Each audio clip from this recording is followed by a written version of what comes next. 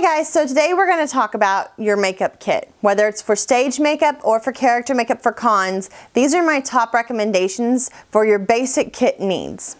First of all, I recommend you go with a tackle box. I personally went with the Plano 732.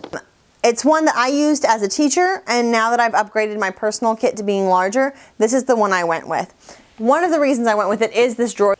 It's able to open and slide into the box so that it's out of the way when you're doing the makeup. This may seem like a small thing, but when you have a limited amount of counter space to get ready, it makes a big difference with your kit. The other reason I chose the Plano is because I can get a whole bunch of different boxes that are all customizable. So not only can I switch out the boxes and keep different boxes with different things, but I can also customize the box with the little dividers so that I have larger compartments or smaller compartments depending on my need. As you can see here, I've got this section with no dividers, and the other sections have dividers based on what I wanted in this box. A good thing about this, if you're doing group cosplay and you want it all in one box, each of the small boxes can be divided into 2 or 3 people's worth of makeup by using the dividers and some labels. If you're doing one person but you have multiple characters and the makeup is extensive, it's really easy to use each tray for an individual character and their specialty needs. There are a lot of smaller boxes that you can fit in these side doors for this particular model, and that's really good for if you have one base color that you use for all your characters, but then a lot of specialty equipment for each one. You can use the big boxes for all the specialty work and the little box for the stuff that you use for everything, like mascara or false eyelashes. One of the things that you need to keep in your kit, no matter what, are some sort of applicator. I recommend keeping some sort of applicator sponge, whether it's wedge-shaped or circular, your choice.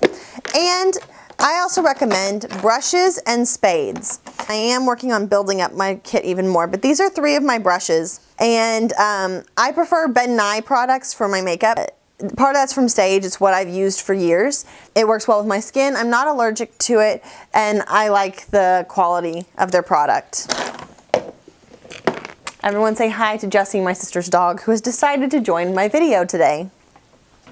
Another important item to keep in your kit is brush cleanser. Right now, I'm waiting for my order to come in.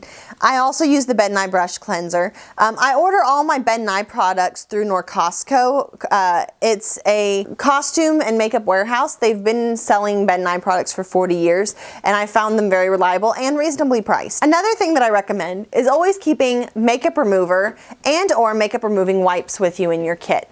I have some leftover eye makeup remover, as well as I just get the generic brand of the facial wipes. The facial cleansing towelettes, these are not the ones that you have to get water on and it soaps up, and it really works more like a washcloth with soap. These are in themselves cleansers. It cleans it off. I always wash my face when I get home, but it's a really good way to get the makeup off before I'm leaving somewhere. I also recommend, on the same note, that in your kit you carry a towel, because sometimes you're going to be somewhere and it's just better to wash off your makeup, and the towel makes it a lot easier. If you don't have a separate kit that you take with you whenever you travel that has all of your hair care products, I highly recommend that you put them in your box. In my box, I keep bobby pins right here. I have a comb. This one I used last on some old age hair effect. It's just a really good thing to have brushes, bobby pins, hair clips, and a headband in your kit. And part of that reason is that, first of all, the headband holds all of your hair out of your face so that you can really get a good makeup application. If you're using wigs, I also recommend that you get wig caps, also possible to buy from Norcostco. If you're going to a con or you're doing something like a Renaissance festival, I highly recommend that you keep nail polish remover and cotton balls, cotton pads. So these are little cotton pads. I also keep cotton balls and Q-tips, which are very important in the makeup application and removal process, in my kit. They were in one of the drawers that we saw earlier. And this is so that if you're in a period piece or you're doing something where the character changes the nail polish and the nail polish you wore for a different character doesn't make sense, you can remove it and either put new nail polish on or go with natural nails because that's what's correct for the time period that you are portraying. You saw it in one of my drawers, but a small handheld mirror is really great for seeing the back of your head, seeing the back of your costume, making sure that everything looks good and is well put together.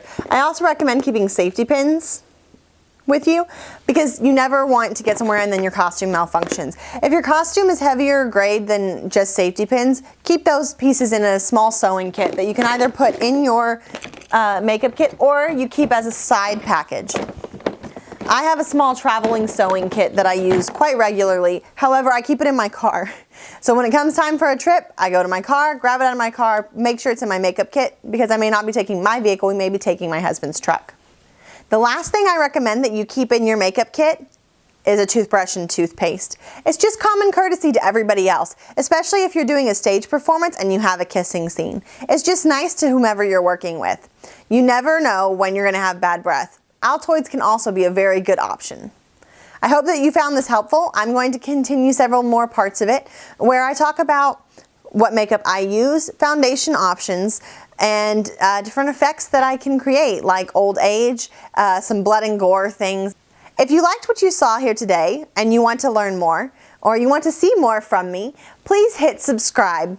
If you have any questions or you have any recommendations of videos that I could do, don't forget to leave me a comment or send me a message.